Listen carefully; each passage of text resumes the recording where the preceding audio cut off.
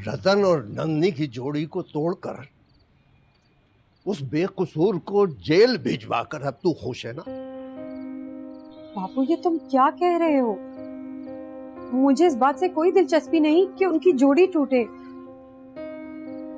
तुमने तो हमेशा मुझे ठीक समझा है, आज गलत क्यों समझ रहे हो? मैं आज जो भी समझ रहा हूं तू छोड़ उस बात को।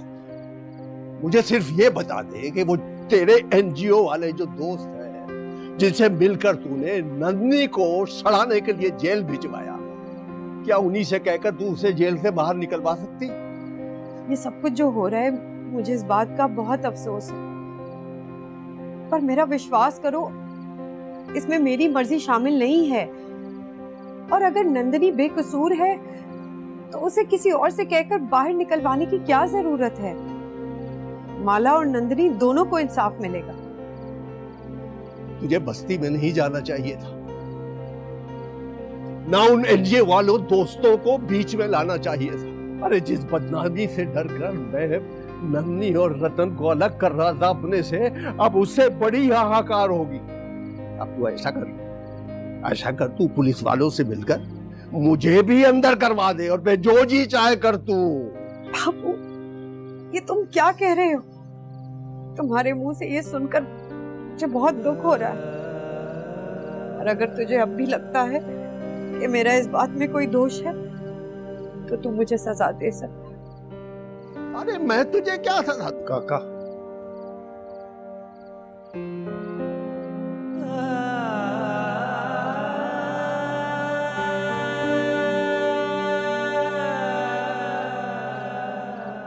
मैं नहीं जानता इस केस का क्या बनेगा और नंदिनी के साथ क्या होगा, लेकिन माला के कातलों को अंजाम तक पहुंचाकर मैं ये शहर और कारोबार छोड़कर हमेशा के लिए गांव जा रहा हूँ। बस तुझसे मशवरा करने आया था। अरे मेरे मशवरे की अहमियत होती तो नंदनी जेल ना जाती। मेरा तो मन कहता है, मेरी जिंदगी का तजुर्बा है कि माला की मौत में नंदनी का हाथ नहीं हो सकता। हे राम, हे राम। और तू चला है उस केस में फरीद बनने। लटकवा दे अपनी पत्नी को, फांसी पर लटकवा दे, फिर जो जी चाहे करता फिर।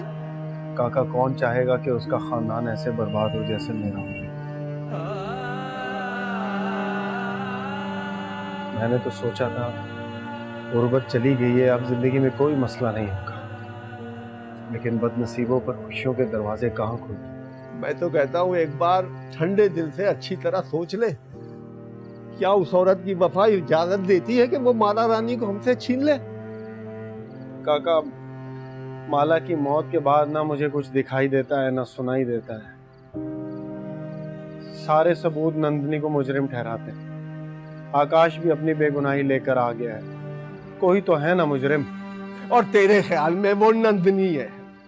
वाह रतन वाह, शाबाश शाबाश।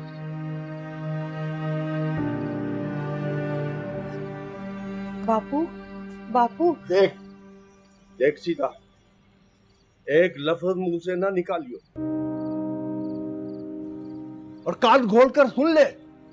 मैं नंदनी का साथ दूंगा, मैं इस हालत में उसको नहीं देख सकता।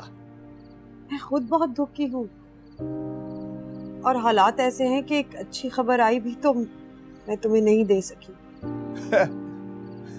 इस घर में अच्छी खबरों का क्या काम? मेरा बीए का रिजल्ट आया है और मैं उसमें फर्स्ट डिवीजन पास हुई हूँ।